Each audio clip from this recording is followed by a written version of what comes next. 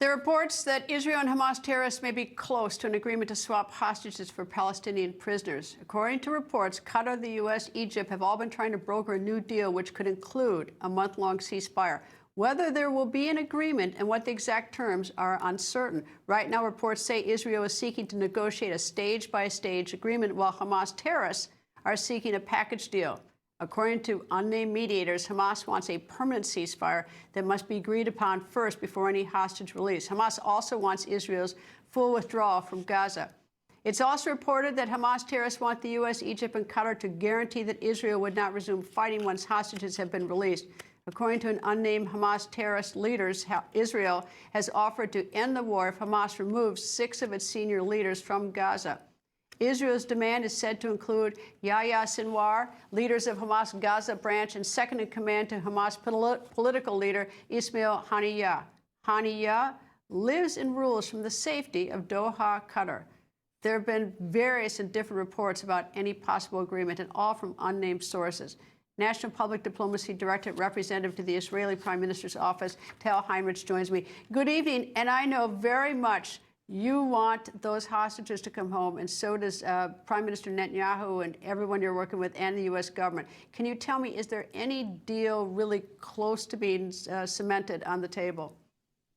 Greta, thank you for having me on. You and I spoke just a few days ago, and I told you that the Israeli government will continue to pursue every possible avenue to try to bring to the release of more hostages. We want to see all of them home and immediately. So we continue to exert the military pressure on Hamas. We're hitting them very hard to create the conditions, as we saw before, for diplomatic avenue to work. And maybe we could reach another framework, but that's not the case right now, because if we had something to publicly announce, we would have announced it. There are different reports out there about different frameworks and different terms, and you and I are not going to negotiate on air right now about these options. Not all of them, of course, are correct, but we will continue to pursue these avenues in parallel, and we're dealing with brutal terrorists here. There are no guarantees, of course, but we on our end will continue to do everything possible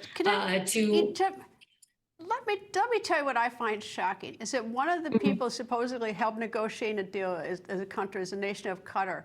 They are also the very ones who housed 3. I've reported on since October 7th, 3 of people were living in great splendor. I think they're billionaires who were cheering and praying and watching this go on October 7th. And it's just horrifying to me that one of the negotiators, if they're sitting giving safe haven to 3 horrible people.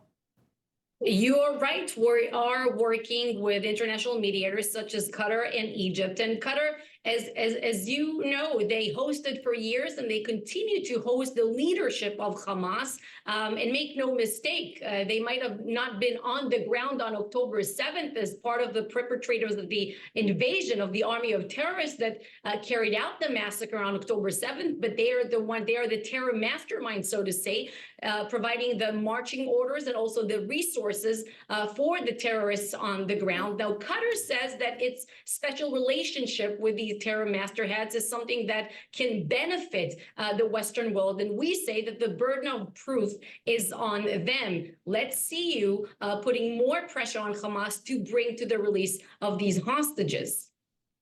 All right, well, they say special relationship. I say providing safe haven, so I look at it a little bit differently. But thank you very much for joining me this evening, Tal Heinrich. Thank you very much, and good luck. Thank you.